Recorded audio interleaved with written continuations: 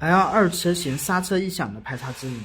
刹车异响主要是跟3个部件有关，一个是碟刹盘，一个是碟刹座，第3个是来鳞片。我们首先是转动这个轮子，看一下碟刹盘有没有明显的变形。如果碟刹盘有明显的变形，我们可以试着轻微的把变形的部位给它矫正一下，矫正之后再转，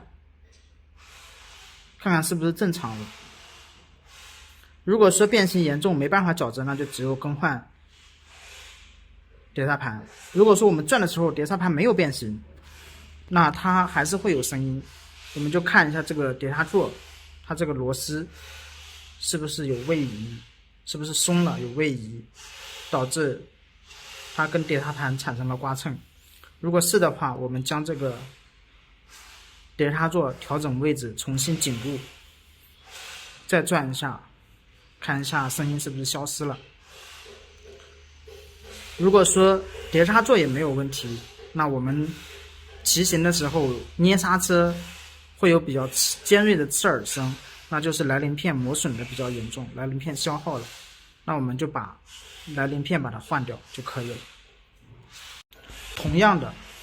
如果是后轮刹车异响，